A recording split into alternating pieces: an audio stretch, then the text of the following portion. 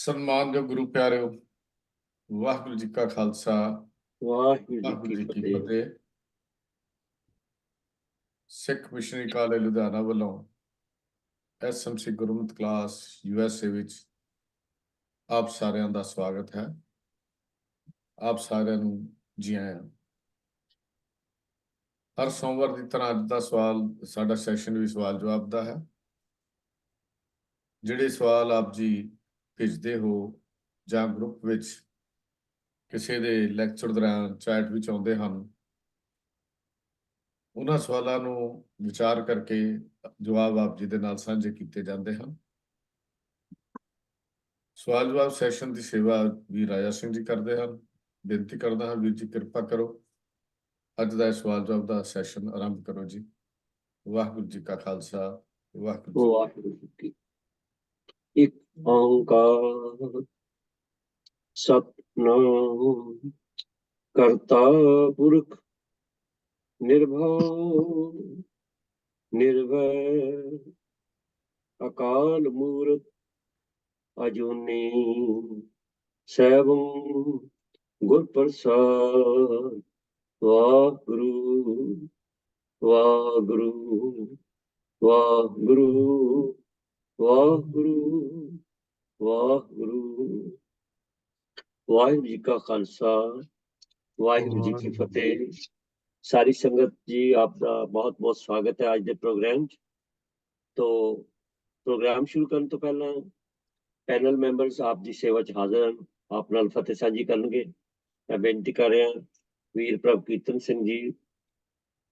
ਵਾਹਿਗੁਰੂ ਜੀ ਕਾ ਖਾਲਸਾ, ਵਾਹਿਗੁਰੂ ਜੀ ਕੀ ਫਤਿਹ ਜੀ। ਸਤਜਿੰਦਰ ਸਿੰਘ ਜੀ। ਵਾਹਿਗੁਰੂ ਜੀ ਕਾ ਖਾਲਸਾ, ਵਾਹਿਗੁਰੂ ਜੀ ਕੀ ਫਤਿਹ। ਸਾਇੰਦਰਬੀਰ ਸਿੰਘ ਜੀ। ਵਾਹਿਗੁਰੂ ਜੀ ਕਾ ਖਾਲਸਾ, ਵਾਹਿਗੁਰੂ ਜੀ ਕੀ ਵਾਹਿਗੁਰੂ ਜੀ ਫਤਿਹ। ਕੀ ਫਤਿਹ। ਸਰਦਾਰ ਮਨਵਿੰਦਰਪਾਲ ਸਿੰਘ ਜੀ। ਵਾਹਿਗੁਰੂ ਜੀ ਕਾ ਖਾਲਸਾ, ਵਾਹਿਗੁਰੂ ਜੀ ਕੀ ਫਤਿਹ। ਸਾਜਗੀਰ ਸਿੰਘ ਜੀ। ਵਾਹਿਗੁਰੂ ਜੀ ਕਾ ਖਾਲਸਾ, ਵਾਹਿਗੁਰੂ ਜੀ ਕੀ ਫਤਿਹ ਜੀ। ਸਰਦਾਰ ਕਿੱਕਰ ਸਿੰਘ ਜੀ।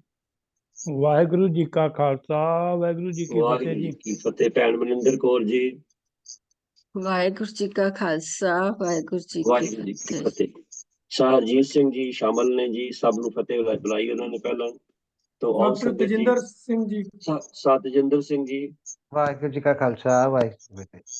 ਤੇ ਡਾਕਟਰ ਤਜਿੰਦਰ ਸਿੰਘ ਦੂਜੇ ਤਜਿੰਦਰ ਸਿੰਘ ਜੀ, ਤੁਸੀਂ ਫਤਿਹ ਸਾਂਝੀ ਕਰ ਲਓ। ਆਸਟ੍ਰੇਲੀਆ ਸਤਜਿੰਦਰ ਸਿੰਘ। ਦੁਬਾਰਾ ਕਰ ਦੇਣਾ ਜੀ। ਵਾਹਿਗੁਰੂ ਜੀ ਕਾ ਖਾਲਸਾ, ਵਾਹਿਗੁਰੂ ਵਾਹਿਗੁਰੂ ਜੀ ਜੀ ਕੀ। ਚਲੋ ਸ਼ੁਕਰੀਆ ਜੀ, ਮਿਹਰਬਾਨੀ।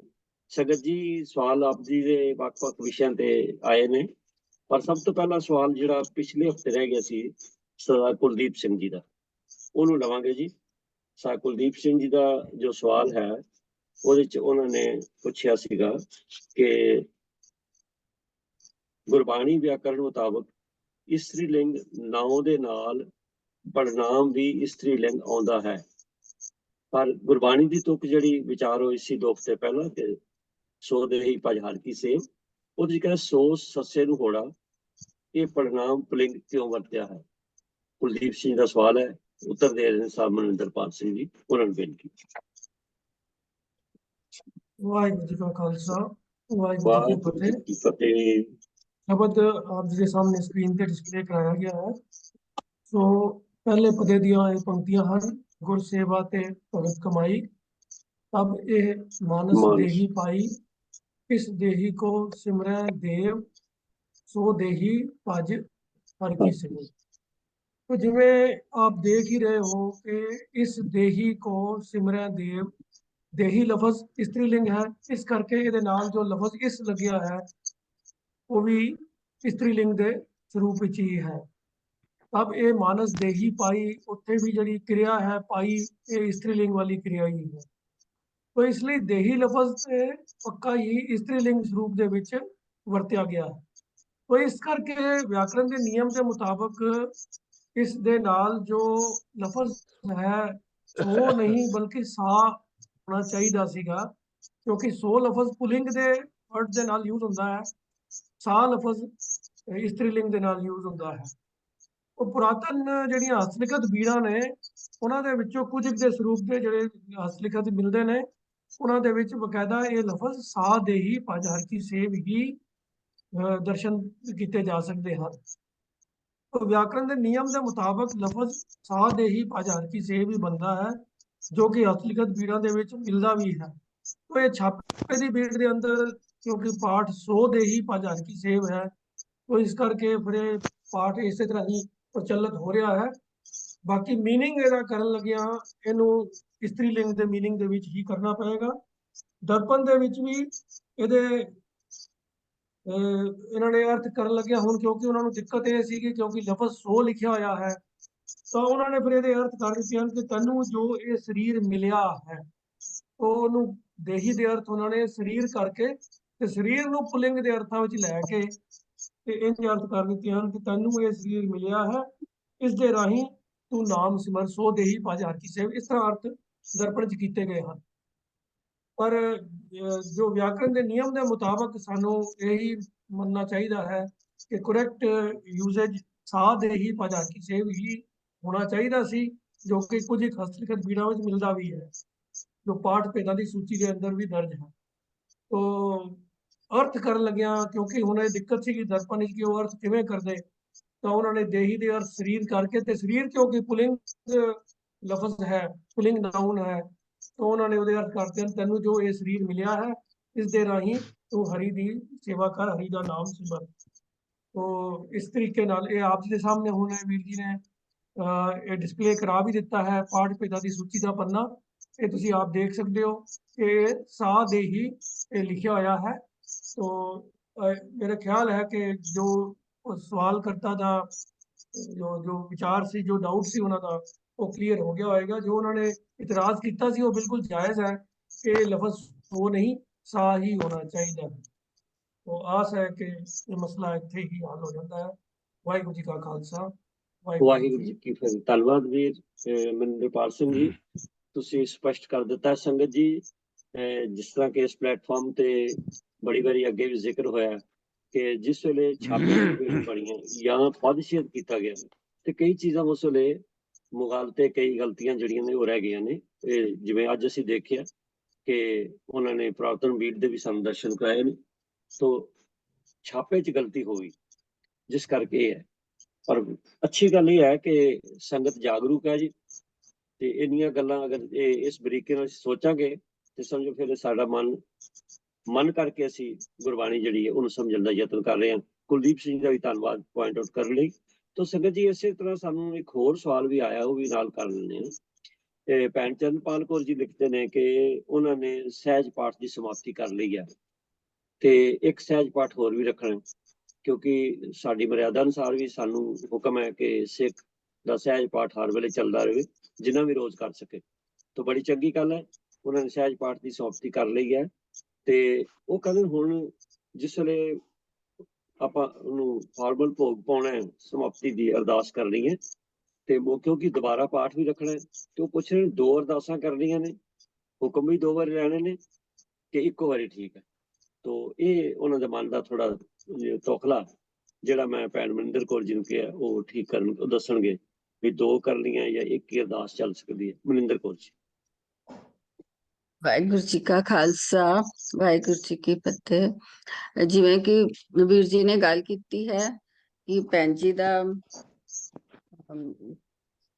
ਜੀ ਨੇ ਜੋ ਸਵਾਲ ਕੀਤਾ ਹੈ ਕਿ ਹੁਕਮਨਾਮਾ ਹੋਰ ਦੇਖ 2 ਵਾਰ ਬਣਾਉਣੀ ਚਾਹੀਦੀ ਹੈਗੀ, ਤੇ ਰਹਿਤ ਮਰਿਆਦਾ ਵਿੱਚ ਇਸ ਦੇ ਲਈ ਸਪਸ਼ਟ ਲਿਖਿਆ ਹੈ ਕਿ ਪਾਠ ਪ੍ਰਾਰੰਭ ਕਰਨ ਸਮੇਂ ਆਨੰਦ ਸਾਹਿਬ ਪਹਿਲੀਆਂ 5 ਪੌੜੀਆਂ ਅਤੇ ਅੰਤਲੀ 1 ਪੌੜੀ, ਇਸ ਤਰ੍ਹਾਂ 6 ਪੌੜੀਆਂ ਦਾ ਪਾਠ ਕਰਕੇ ਹੁਕਮ ਲੈਣਾ ਹੈ। ਫਿਰ ਜਪਜੀ ਸਾਹਿਬ ਦਾ ਪਾਠ ਕਰਕੇ ਸਹਿਜ ਪਾਠ ਦੀ ਪ੍ਰਾਰੰਭਤਾ ਕੀਤੀ ਜਾਂਦੀ ਹੈ ਤੇ ਦੁਬਾਰਾ ਪਾਠ ਸ਼ੁਰੂ ਕਰਨਾ ਹੈ। ਇਸ ਤੋਂ ਭਾਵ ਹੈ ਕਿ ਪਹਿਲਾਂ ਜਿਹੜਾ ਪਾਠ ਰੱਖਿਆ ਸੀ ਤੇ ਉਸ ਦੀ ਸਮਾਪਤੀ ਕਰਨੀ ਹੈ ਜਾਂ ਭੋਗ ਪਾਉਣਾ ਹੈ। ਤੇ ਭੋਗ ਦੀ ਮਰਿਆਦਾ ਹੈ ਕਿ ਪਾਠ ਸ੍ਰੀ ਗੁਰੂ ਗ੍ਰੰਥ ਸਾਹਿਬ ਜੀ ਤੋਂ ਜਾਂ ਪੋਥੀਆਂ ਤੋਂ ਕੀਤਾ ਗਿਆ ਹੈ, ਉਹ ਸਾਧਾਰਨ ਕੀਤਾ ਗਿਆ ਜਾਂ ਸਹਿਜ ਕੀਤਾ ਗਿਆ ਹੈ। ਤੇ ਸਮਾਪਤੀ ਸਮੇਂ ਵੀ ਆਨੰਦ ਸਾਹਿਬ ਦਾ ਪਾਠ ਕਰਕੇ ਅਰਦਾਸਾ ਸੋਧ ਕੇ ਹੁਕਮਨਾਮਾ ਲੈਣ ਉਪਰੰਤ ਦੇਗ ਵਰਤਾਈ ਜਾਂਦੀ ਹੈ। ਤੇ ਹੁਣ ਜੋ ਇੱਕ ਪਾਠ ਦੀ ਸਮਾਪਤੀ ਕੀਤੀ ਹੈ ਤੇ ਦੂਜਾ ਪਾਠ ਨਾਲ ਹੀ ਪ੍ਰਾਰੰਭ ਕੀਤਾ ਜਾ ਰਿਹਾ ਹੈ, ਤੇ ਅਰਦਾਸ ਸਮਾਪਤੀ ਸਮੇਂ ਅਤੇ ਰੱਖਣ ਦੀ ਇਕੱਠੀ ਕੀਤੀ ਜਾਂਦੀ ਹੈ। 2 ਵਾਰੀ ਦੇਗ ਬਣਾਉਣ ਦੀ ਅਤੇ 2 ਵਾਰੀ ਅਰਦਾਸ ਸੋਧਣ ਦੀ ਲੋੜ ਨਹੀਂ ਹੁੰਦੀ ਹੈ। ਤੇ ਨਾਲ ਹੀ ਇੱਕ ਗੱਲ ਹੋਰ ਹੈ ਕਿ ਪਾਠ ਜਦੋਂ ਅਸੀਂ ਪ੍ਰਾਰੰਭ ਕਰਦੇ ਹਾਂ ਤੇ ਸਮਾਪਤੀ ਕਰਦੇ ਹਾਂ ਤੇ ਇਹ ਮਰਿਆਦਾ ਇਸ ਤਰ੍ਹਾਂ ਹੈ ਕਿ ਸ਼੍ਰੀ ਗੁਰੂ ਗ੍ਰੰਥ ਸਾਹਿਬ ਜੀ ਦੇ ਸਰੂਪ ਤੋਂ ਹੀ ਸਮਾਪਤੀ ਅਤੇ ਪ੍ਰਾਰੰਭਤਾ ਕੀਤੀ ਜਾਂਦੀ ਹੈ। ਸੋ ਭੈਣ ਜੀ ਨੂੰ ਉਹਨਾਂ ਦੇ ਸਵਾਲ ਦਾ ਜਵਾਬ ਮਿਲ ਗਿਆ ਹੋਵੇਗਾ। ਵਾਹਿਗੁਰੂ ਜੀ ਕਾ ਖਾਲਸਾ, ਵਾਹਿਗੁਰੂ ਜੀ ਵਾਹਿਗੁਰੂ ਕੀ ਜੀ ਕੀ ਫਤਿਹ। ਤੋਂ ਸਪਸ਼ਟ ਹੈ ਕਿ ਇੱਕ ਤੋਂ ਜ਼ਿਆਦਾ ਵੀ ਅਗਰ ਪਾਠ ਕੀਤੇ ਨੇ, ਸਮਝੋ ਘਰ ਦੇ ਦੂਜੇ ਮੈਂਬਰ ਨੇ ਜਾਂ ਕਿਸੇ ਹੋਰ ਸੰਗਤ ਦੇ ਮੈਂਬਰ ਨੇ ਕੀਤੇ ਨੇ, ਤੇ ਸਮਾਪਤੀ ਇਕੱਠੀ ਕੀਤੀ ਜਾ ਸਕਦੀ ਹੈ। ਇਹਦੇ 'ਚ ਕੋਈ ਐਸੀ ਗੱਲ ਨਹੀਂ, ਭਾਵੇਂ ਜਿਤਨੇ ਮਰਜ਼ੀ ਪਾਠ ਹੋ।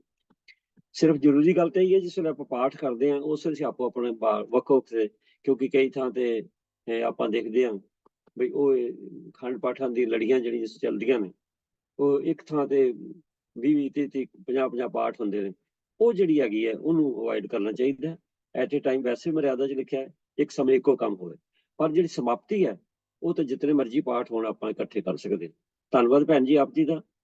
ਤੋ ਸੰਗਤ ਜੀ, ਅਗਲਾ ਸਵਾਲ ਜਿਹੜਾ ਉਹ ਇਤਿਹਾਸ ਨਾਲ ਸੰਬੰਧਿਤ ਹੈ, ਕਿਉਂਕਿ ਸਾਡਾ ਸਿੱਖ ਇਤਿਹਾਸ ਜਿਵੇਂ ਆਪਾਂ ਵੀਰ ਪ੍ਰਭ ਕੀਰਤਨ ਸਿੰਘ ਜੀ ਕੋਲੋਂ ਸੁਣਦੇ ਹਾਂ ਹਰ ਹਫ਼ਤੇ, ਜਿਹੜੇ ਸਰੋਤ ਨੇ ਉਹਨਾਂ 'ਚ ਕਿੰਨੀ ਚੀਜ਼ਾਂ ਦੀ ਗੱਲ ਰਲਗੜ ਵੀ ਹੈ, ਤੇ ਉਹਨੂੰ ਪੁਣ ਛਾਣ ਕਰਨ ਦੀ ਲੋੜ ਹੈ। ਤੇ ਇਸ ਕਰਕੇ ਜਿਸ ਵੇਲੇ ਇਤਿਹਾਸਕ ਗੱਲਾਂ ਸਾਹਮਣੇ ਆਉਂਦੀਆਂ ਨੇ ਤੇ ਕਈ ਵਾਰੀ ਇੱਕ ਤੇ ਦੂਜੇ ਲੇਖਕ ਦੀ ਆਪਸ ਰਾਏ ਨਹੀਂ ਮਿਲਦੀ ਜਾਂ ਕੋਈ ਗੱਲ ਨਵੀਂ ਲੱਗਦੀ ਹੈ, ਤਾਂ ਉਹ ਫਿਰ ਸੰਗਤ ਨੇ ਅਸੀਂ ਆਪਸ 'ਚ ਉਹਨੂੰ ਫੈਸਲਾ ਕਰਨਾ ਹੁੰਦਾ, ਸੰਗਤ ਨੇ ਸਾਰੀਆਂ ਨੇ। ਤੋ ਇਹੋ ਜਿਹਾ ਸਵਾਲ ਸਾਡੇ ਕੋਲ ਆਇਆ ਕਿ ਉਹ ਕਹਿੰਦੇ ਵੀ ਇੱਕ ਪ੍ਰਚਾਰਕ ਨੇ ਦੱਸਿਆ ਕਿ ਜਿਸ ਵੇਲੇ ਗੁਰੂ ਗੋਬਿੰਦ ਸਿੰਘ ਮਹਾਰਾਜ ਦੀ ਗੁਰਿਆਈ ਦੀ ਜ਼ਿੰਮੇਵਾਰੀ ਉਹਨਾਂ ਨੂੰ ਮਿਲੀ ਹੈ, ਤਾਂ ਗੁਰਿਆਈ ਦੀ ਰਸਮ ਜਿਹੜੀ ਹੈ ਰਾਮ ਕੋਇਰ ਜੀ ਨੇ ਨਿਭਾਈ ਹੈ। ਉਹਨਾਂ ਪੁੱਛਿਆ ਵੀ ਰਾਮ ਕੋਇਰ ਇਹ ਕੌਣ ਨੇ? ਰਾਮ ਕੋਇਰ, ਇਹਨਾਂ ਬਾਰੇ ਕੁਝ ਚਾਨਣਾ ਪਾ ਸਕੇ ਤੇ ਮੈਂ ਬੇਨਤੀ ਕਰ ਰਿਹਾ ਡਾਕਟਰ ਤਜਿੰਦਰ ਸਿੰਘ ਜੀ ਨੂੰ ਵੀ ਜੋ ਕੁਝ ਸਾਨੂੰ ਅਵੇਲੇਬਲ ਆ ਇਨਫੋਰਮੇਸ਼ਨ ਤੁਹਾਨੂੰ ਮਿਲ ਸਕੀ ਹੈ ਉਹ ਸੰਗਤ ਨਾਲ ਸਾਂਝੀ ਕਰ ਲਓ। ਵਾਹਿਗੁਰੂ ਜੀ ਕਾ ਖਾਲਸਾ, ਵਾਹਿਗੁਰੂ ਜੀ ਕੀ ਫਤਿਹ। ਰਾਮ ਕੋਇਰ ਜੀ ਦਾ ਜਨਮ 1672 ਦਾ ਅਤੇ ਦੇਹਾਂਤ 1761 ਦਾ ਪੜਨ ਵਿੱਚ ਆਇਆ ਹੈ ਜੀ। ਆਪ ਜੀ ਪਰਮੇਸ਼ਵਰ ਦੇ ਅਨੰਨ ਭਗਤ ਸਨ, ਘੱਟ ਬੋਲਣ ਵਾਲੇ ਗੁਰਸਿੱਖ ਸਨ। ਜਿਵੇਂ ਬਾਬਾ ਬੁੱਢਾ ਜੀ ਨੂੰ ਸ੍ਰੀ ਗੁਰੂ ਨਾਨਕ ਦੇਵ ਜੀ ਦੀਆਂ ਅਸੀਸਾਂ ਪ੍ਰਾਪਤ ਸਨ, ਉਵੇਂ ਹੀ ਭਾਈ ਰਾਮ ਕੋਇਰ ਜੀ ਨੂੰ ਸ੍ਰੀ ਗੁਰੂ ਗੋਬਿੰਦ ਸਾਹਿਬ ਦੀਆਂ ਅਸੀਸਾਂ ਪ੍ਰਾਪਤ ਸਨ।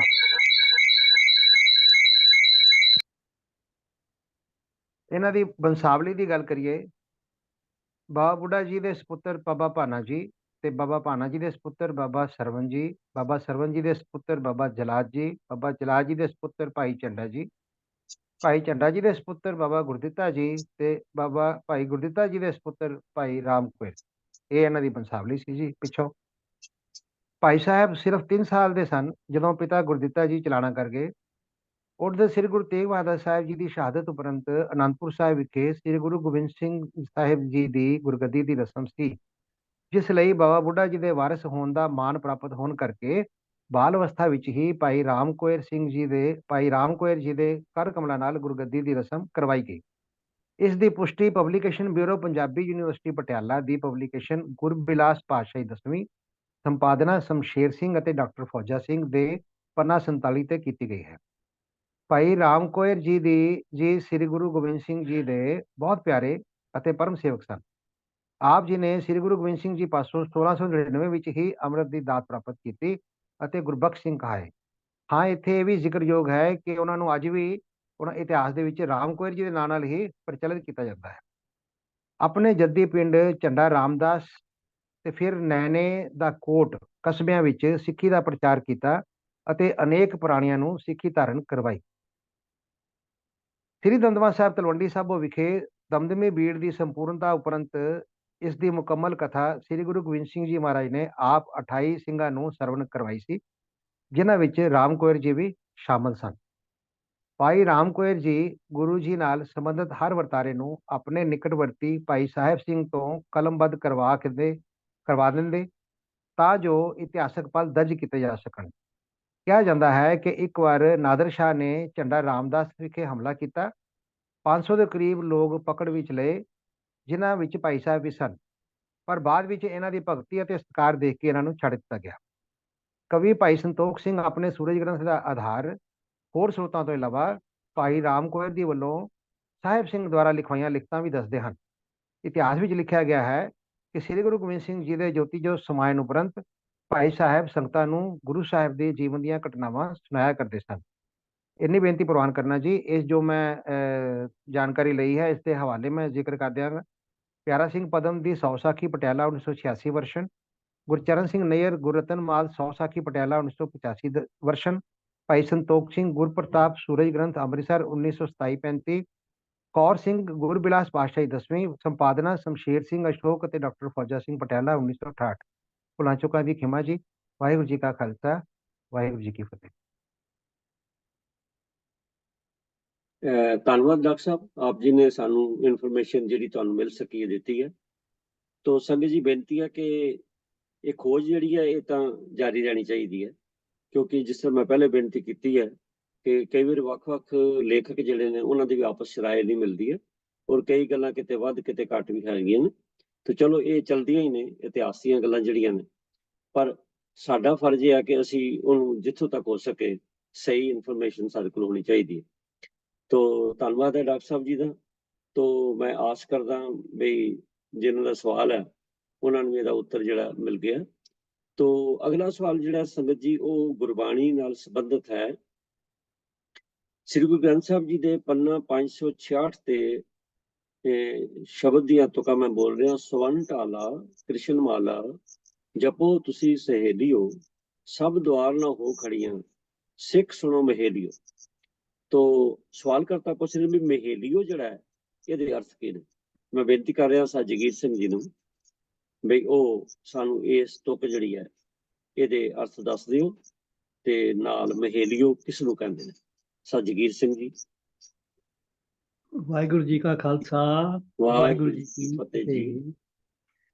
ਸਵਨ ਢਾਲਾ ਕ੍ਰਿਸ਼ਨ ਮਾਲਾ ਜਪੋ ਤੁਸੀਂ ਸਹੇਲਿਓ, ਜਮ ਦੁਆਰ ਨਾ ਹੋ ਖੜੀਆਂ, ਸਿੱਖ ਸੁਣੋ ਮਹੇਲਿਓ। ਮਹੇਲਿਓ ਦੇ ਕੀ ਅਰਥ ਹਨ, ਸਵਾਲ ਇਹ ਹੈ ਜੀ।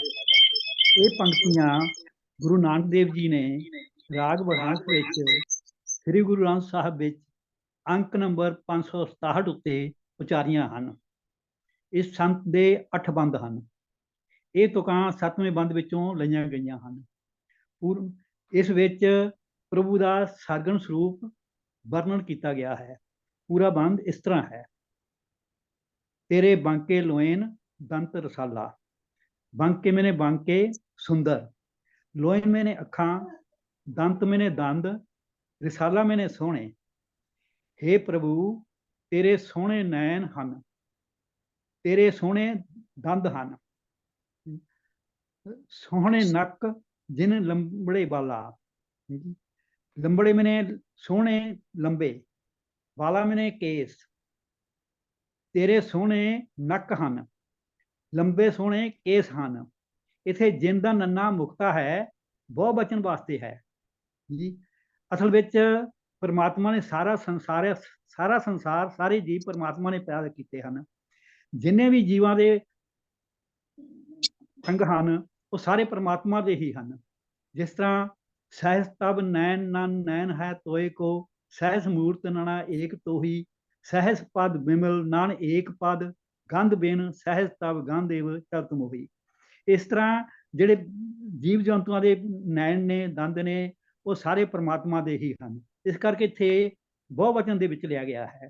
ਸੋਹਣੇ ਨੱਕ, ਇੱਥੇ ਸੋਹਣੇ ਵੀ ਬਹੁਵਚਨ ਹੈ, ਨੱਕ ਵੀ ਬਹੁਵਚਨ, ਕਿਉਂਕਿ ਕੱਕਾ ਮੁਕਤਾ ਹੈਗਾ। ਸੋਹਣੇ ਨੱਕ ਜਿਨ ਲੰਬੜੇ ਵਾਲਾ, ਲੰਬੜੇ ਮੈਨੇ ਸੋਹਣੇ ਕੇਸ, ਸੋਹਣੇ ਲੰਬੇ, ਵਾਲਾ ਮੈਨੇ ਕੇਸ। ਤੇਰੇ ਸੋਹਣੇ ਨੱਕ ਹਨ ਤੇ ਲੰਬੇ ਸੋਹਣੇ ਕੇਸ ਹਨ। ਕੰਚਨ ਕਾਇਆ ਸੋਹਣੇ ਕੀ ਢਾਲਾ। ਕੰਚਨ ਕਾਇਆ ਮੈਨੇ ਸੋਹਣੇ ਦਾ ਸਰੀਰ, ਸੋਹਣਾ ਅਰੋਗ ਸਰੀਰ। ਢਾਲਾ ਮੈਨੇ ਢਾਲਿਆ ਹੋਇਆ। हे ਪ੍ਰਭੂ ਤੇਰਾ ਸਰੀਰ ਸੋਹਣੇ ਵਰਗਾ ਸ਼ੁੱਧ, ਅਰੋਗ ਅਤੇ ਸੁਡੌਲ ਹੈ, ਮਾਨੋ ਸੋਹਣੇ ਵਿੱਚ ਢਲਿਆ ਹੋਇਆ ਹੈ। ਸਵਨ ਢਾਲਾ ਕ੍ਰਿਸ਼ਨ ਮਾਲਾ ਜਪੋ ਤੁਸੀਂ ਸਹੇਲਿਓ। ਕ੍ਰਿਸ਼ਨ ਮਾਲਾ ਮੈਨੇ ਵਿਸ਼ਨੂੰ ਦੀ ਵਜੰਤੀ ਮਾਲਾ। हे ਸਹੇਲਿਓ, हे ਸਤ ਸੰਗਿਓ, ਤੁਸੀਂ ਪਰਮਾਤਮਾ ਦਾ ਨਾਮ ਬਾਰ-ਬਾਰ ਜਪੋ। ਇਹੀ ਵਜੰਤੀ ਮਾਲਾ ਹੈ ਜਿਸ ਦਾ ਸਰੀਰ ਅਰੋਗ ਅਤੇ ਸੁਡੌਲ ਹੈ। ਮਾਨੋ ਸੋਨੇ ਵਿੱਚ ਢਲਿਆ ਹੈ। ਜਮ ਦੁਆਰ ਨਾ ਹੋ ਖੜੀਆਂ, ਸਿੱਖ ਸੁਣੋ ਮਹੇਲਿਓ। ਦੁਆਰ ਮੈਨੇ ਦਰ ਉੱਤੇ, ਸਿੱਖ ਮੈਨੇ ਸਿੱਖਿਆ, ਮਹੇਲਿਓ ਮੈਨੇ ਮਹਿਲਾਂ ਵਿੱਚ ਰਹਿਣ ਵਾਲੀਆਂ ਇਸਤਰੀਆਂ, ਭਾਵ ਜੀਵ ਇਸਤਰੀਆਂ ਸਤ ਸੰਗੀ। ਹੇ ਜੀਵ ਇਸਤਰੀਓ, ਮੇਰੀ ਸਿੱਖਿਆ ਸੁਣੋ। ਜੇ ਤੁਸੀਂ ਉਸ ਅਰੋਗ ਅਤੇ ਸਡੌਲ ਸਰੂਪ ਵਾਲੇ ਸਰਬ ਵਿਆਪਕ ਸਿਰਜਣਹਾਰ ਦਾ ਨਾਮ ਜਪੋਗੇ ਤਾਂ ਤੁਸੀਂ ਅੰਤ ਵੇਲੇ ਜਮਦੁਆਰ ਦੇ ਦਰਵਾਜ਼ੇ ਤੇ ਖੜੀਆਂ ਨਹੀਂ ਹੋਵੋਗੀਆਂ। ਹੰਸ ਹੰਸਾ ਬੱਗ ਬੱਗਾ ਲਹੇ ਮਨ ਕੀ ਜਾਲਾ। ਇੱਥੇ ਹੰਸਾਂ ਪਾਠ ਨਹੀਂ ਕਰਨਾ, ਕਿਉਂਕਿ ਹੰਸਾਂ ਦੇ ਵੇਖ ਤਰੰਦਿਆਂ ਬੱਗਾਂ ਤੇ ਆਇਆ ਚਾਓ। ਇੱਥੇ ਹੰਸ ਦੇ ਅਖੀਰਲੇ ਅੱਖਰ ਨੂੰ ਕੰਨਾ ਲੱਗਿਆ ਹੋਵੇ ਤਾਂ ਬਿੰਦੀ ਲੱਗ ਜਾਂਦੀ ਹੈ ਜੇ ਬਹੁਵਚਨ ਹੋਵੇ। ਬਹੁਵਚਨ ਇੱਥੇ ਵੀ ਹੈ, ਲੇਕਿਨ ਇਹ ਸਧਾਰਨ ਫਿਕਰਾ ਹੈ, ਇਹਦੇ ਨਾਲ ਕਾਰਕੀ ਅਰਥ ਨਹੀਂ ਨਿਕਲਦੇ। ਇਸ ਲਈ ਇੱਥੇ ਪਾਠ ਕਰਨਾ ਹੰਸ ਹੰਸਾ ਬੱਗ ਬੱਗਾ ਲਹੇ ਮਨ ਕੀ ਜਾਲਾ। ਹੰਸ ਹੰਸਾ ਮੈਨੇ ਵੱਡੇ ਵੱਡੇ ਹੰਸ, ਸ੍ਰੇਸ਼ਟ ਮਨੁੱਖ। ਬੱਗ ਬੱਗਾ ਮੈਨੇ ਵੱਡੇ ਬਗਲੇ, ਮਹਾ ਠੱਗ। ਲਹੇ ਮੈਨੇ ਦੂਰ ਹੋ ਜਾਂਦਾ ਹੈ। ਸਿਮਰਨ ਦੀ ਬਰਕਤ ਨਾਲ ਮਹਾਪਖੰਡੀ ਬਗਲਿਆਂ ਤੋਂ ਸ੍ਰੇਸ਼ਟ ਹੰਸ ਬਣ ਜਾਂਦੇ ਹਨ, ਭਾਵ ਪਖੰਡੀ ਬੰਦਿਆਂ ਤੋਂ ਉੱਚੇ ਜੀਵਨ ਵਾਲੇ ਗੁਰਮੁਖ ਬਣ ਜਾਂਦੇ ਹਨ। ਬਾਂਕੇ ਲੋਇਨ ਦੰਤ ਰਸਾਲਾ। ਹੇ ਸਹੇਲਿਓ, ਉਸ ਸਰਬ ਵਿਆਪਕ ਪ੍ਰਭੂ ਦੇ ਸੋਹਣੇ ਨੈਣ ਹਨ ਅਤੇ ਸੋਹਣੇ ਦੰਦ ਹਨ। ਮਹੇਲਿਓ ਦਾ ਅਰਥ ਹੈ ਹੇ ਜੀਵ ਇਸਤਰੀਓ, ਹੇ ਸਤ ਸੰਗੀਓ। ਇਹ ਸੰਬੋਧਨ ਵਾਚਕ ਸ਼ਬਦ ਹੈ ਜੀ। ਇਤਨੀ ਬੇਨਤੀ ਪ੍ਰਵਾਨ ਕਰਨਾ ਜੀ। ਵਾਹਿਗੁਰੂ ਜੀ ਕਾ ਖਾਲਸਾ, ਵਾਹਿਗੁਰੂ ਜੀ ਕੀ ਫਤਿਹ। तो संगत जी, वीर जी ने दसता कि महेलियो का अर्थ जो है वो जीव इस्त्रियां। तो गुरबाणी दे विच क्योंकि गुरु साहबान ने सानू गल्लां समझाउण लई लुकाई नूं प्रचलित जिहड़ियां कई धारनावां सन उन्हां दा जिक्र आया। प्रचलित जिहड़े कई ऐसे पात्र सन जिन्हां ते लोकां दी शरधा सी किसी न किसी तरीके नाल, सिर्फ सानू समझाउण लई ने।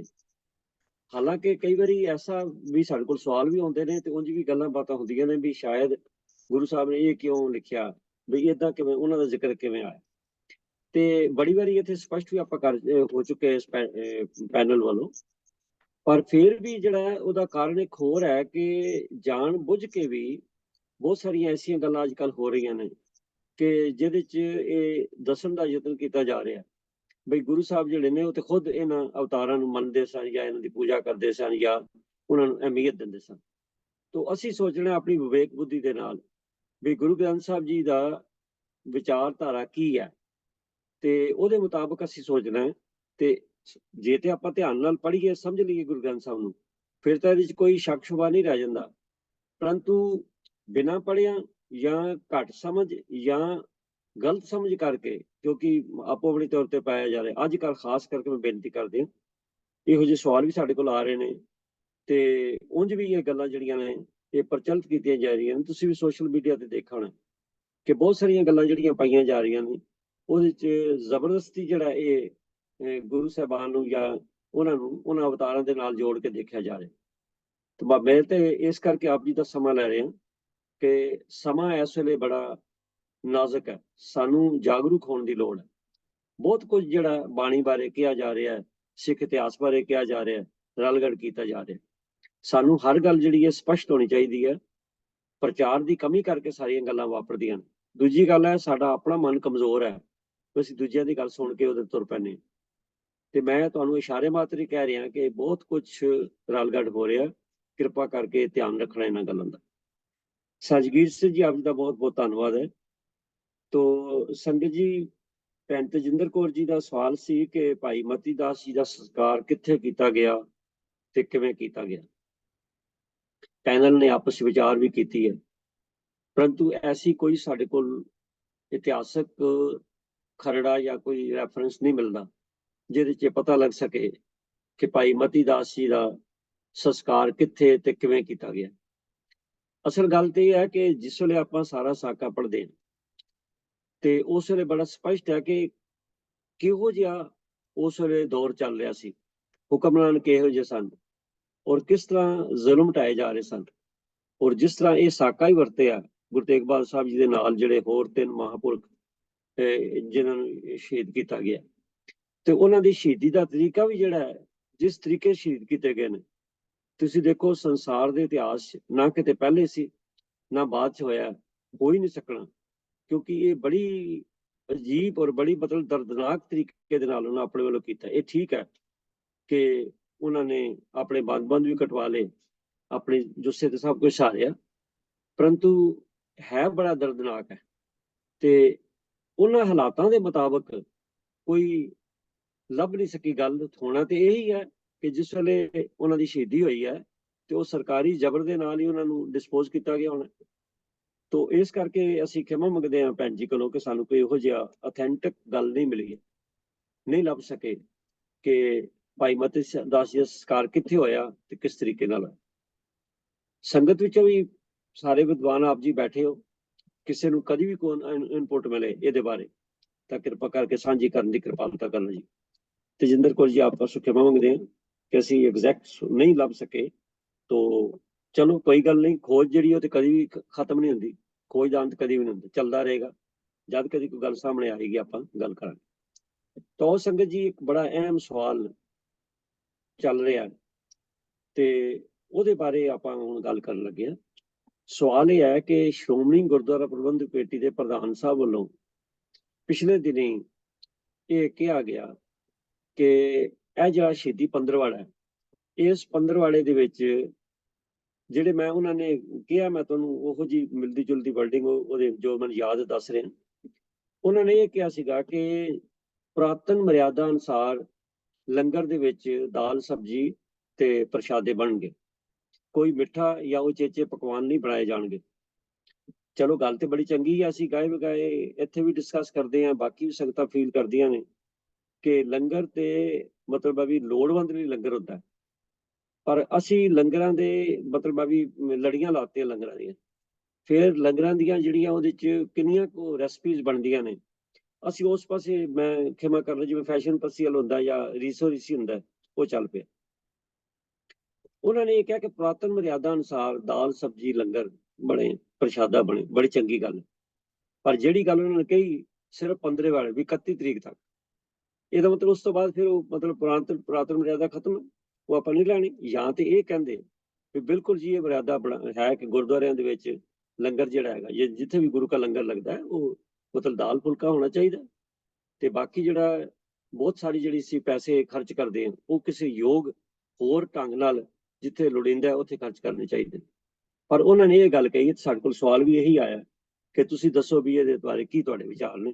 ਮੈਂ ਬੇਨਤੀ ਕਰ ਰਿਹਾ ਸਤਜਿੰਦਰ ਸਿੰਘ ਜੀ, ਕਿਰਪਾ ਕਰੋ, ਔਰ ਇਹ ਸਵਾਲ ਬੜਾ ਅਹਿਮ ਹੈ, ਕਿਰਪਾ ਕਰਕੇ ਸਾਨੂੰ ਵਿਸਥਾਰ ਸਹਿਤ ਦੱਸੋ।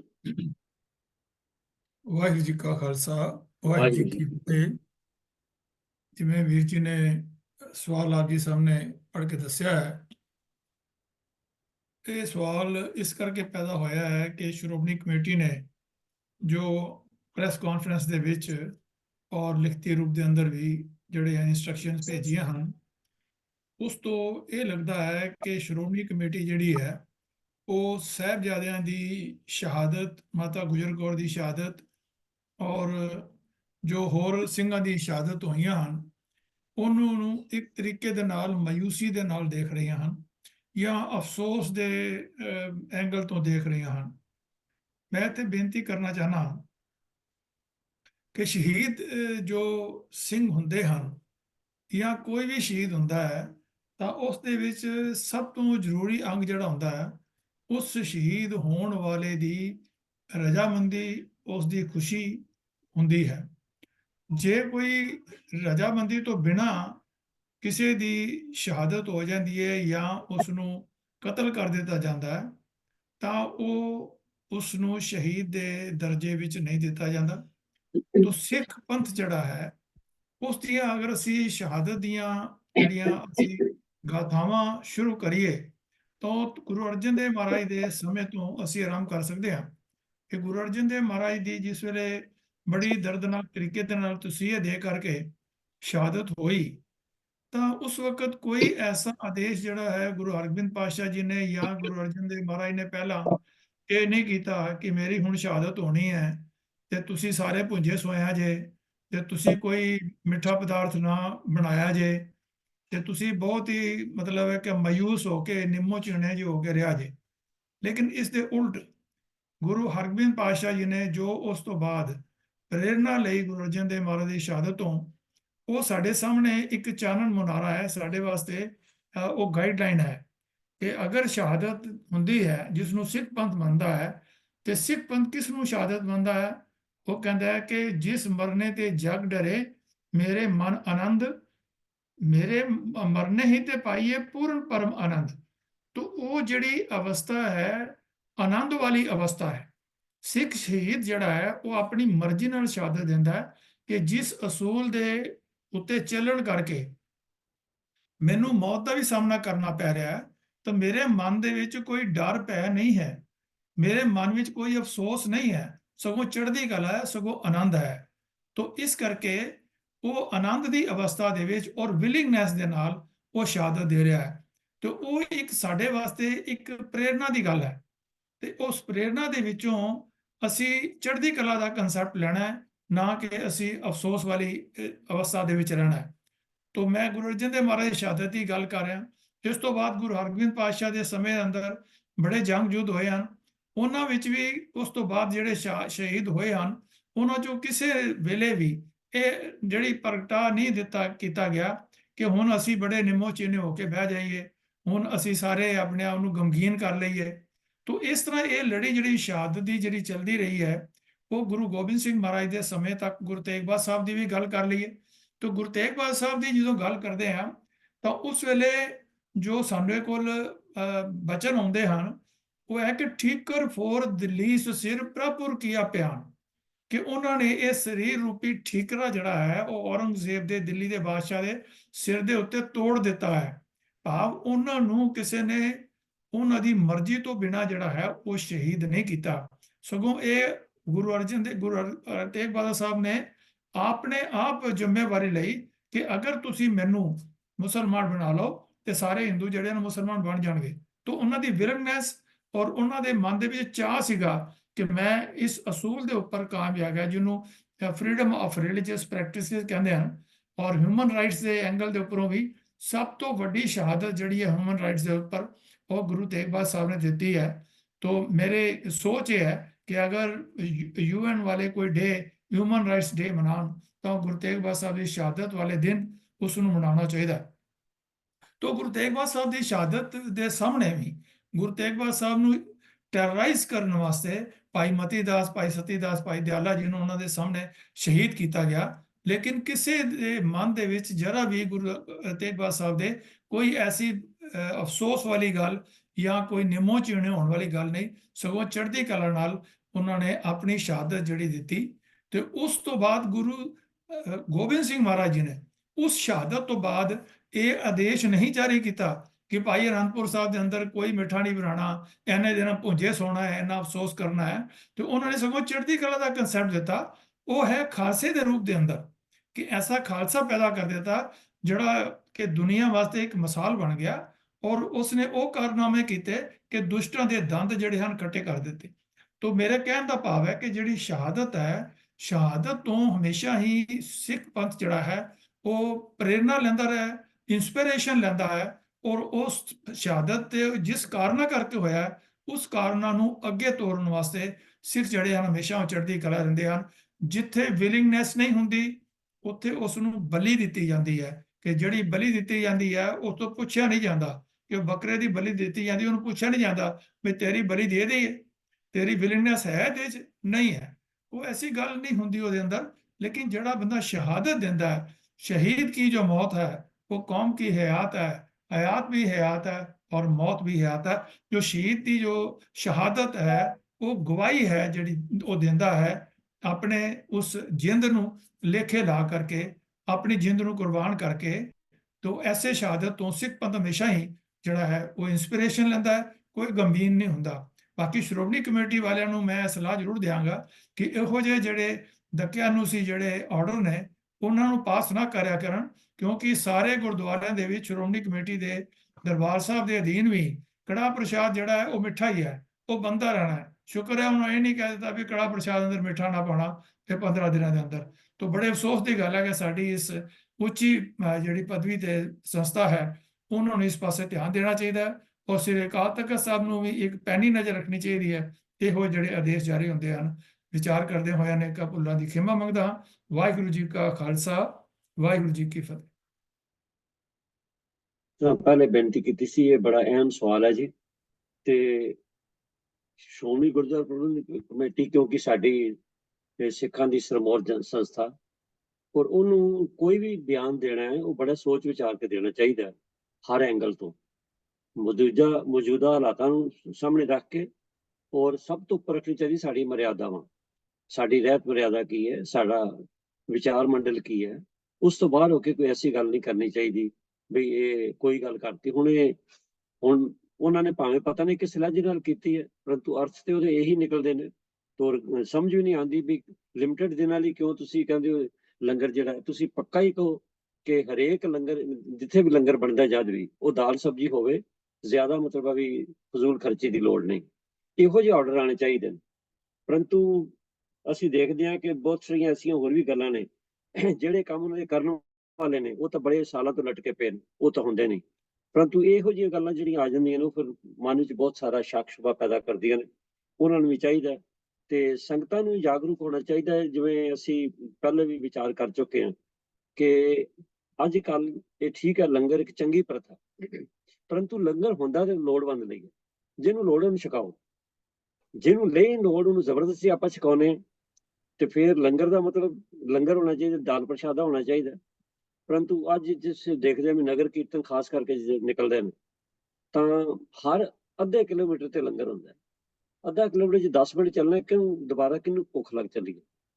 ਤੋ ਸਾਰੀਆਂ ਗੱਲਾਂ ਜਿਹੜੀਆਂ ਨੇ ਸੋਚ ਰੱਖੀਆਂ ਚਾਹੀਦੀਆਂ।